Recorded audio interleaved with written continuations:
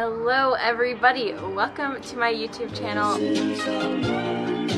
My name is Becca and today I'm going to be talking about what I do when it looks like a plant is going downhill, dying, not doing so hot, all of these things. If you like planty content, I'm sure you'll like my channel. Make sure you don't forget to subscribe and like this video, share it with a planty friend, and let's get started. I'm going to start out by talking about some signs or things to look for that would indicate that your plant is not doing so great. Oh my gosh, there are literally always plane sounds in my videos.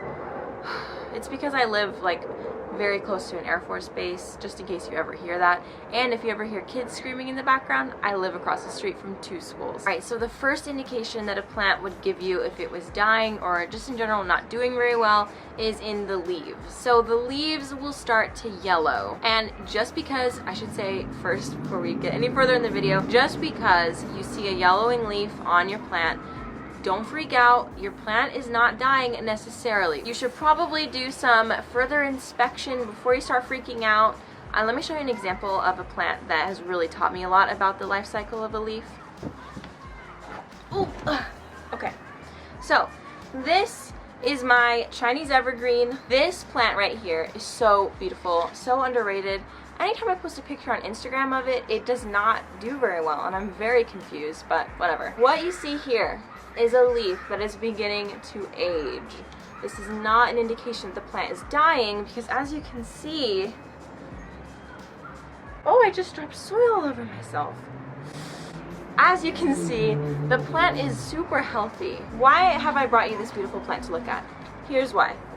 When a leaf is aging, it will start to turn yellow, and this is basically so that the plant can make more room and save that nutrients for the new leaves that are going to be growing in, which is actually extremely smart. You know, these plants are really onto something. This leaf right here goes and is connected right here, so this would be the oldest leaf because it's the furthest down on the branch. Okay, so as we can see here, there's been a lot of leaves.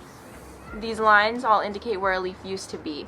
So as they yellow, when they get super yellow, I usually just pluck it off just because, you know, it's done. So I'm gonna wait for this to turn like completely yellow, probably up to here, and then I'm just gonna pull it off nice and easy, and that's the end of it.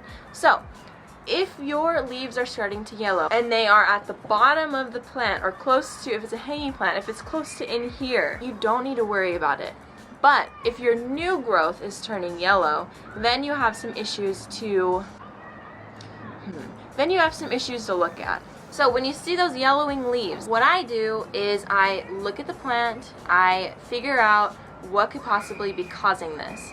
This plant, I was noticing, was aging a lot faster because it was in the glowing range of our heater. If you have the plant in a place where it's not getting a ton of light, i.e. one time I had my Hoya Cardoso Tricolor hung up too high so that the sun was not hitting the very top of the plant, and maybe I'll insert a clip from my Instagram stories that I posted when I was really confused about this. Oh man, things are bad. This is not a sight to be beheld. I'm not a Hoya girl. I have no idea what's going on here. If someone could help me out, probably underwatering. Basically, the plant went bald and the leaves turned yellow and fell off. It wasn't getting light at the top. My solution was to drop the macrame hanger a little bit lower and put it closer to the window. Since then, it's been doing really great. It is still bald, however, but I mean, the rest of the growth looks super good even still. A lot of plants will try to trick you into thinking that they're dying, and my favorite example of this would be the Fittonia. Hashtag Fittonia flop, let's get it started. That's so lame. Fittonias and lots of other plants do this thing where when they need water, they look like they're dead, and it's very alarming if you're not used to it. So the leaves will just like die. They look like they're shriveled up, and I remember my Fittonia definitely does this, basil does this, but in general, oh, zebra plants do this as well. So when your plants have the water that they need, the leaves are firm and they're perky, But if they're starting to droop and look a little bit sad, it's not dying, it just needs water. And so at that point, I give my Fittonia a really good soak, and then within a couple hours, they literally rise up from the dead. So I guess next I should talk about when the plant is basically dead and you know that there's really no coming back from it. Just because the plant as a whole is dying does not mean that you can't take cuttings from it so that you can preserve even just a small piece of the plant. So if it's a vining plant, if it looks like it's going downhill, if there is a section of it that looks healthy still, I would definitely highly suggest taking a clipping of that piece and sticking it in water and seeing what happens from there.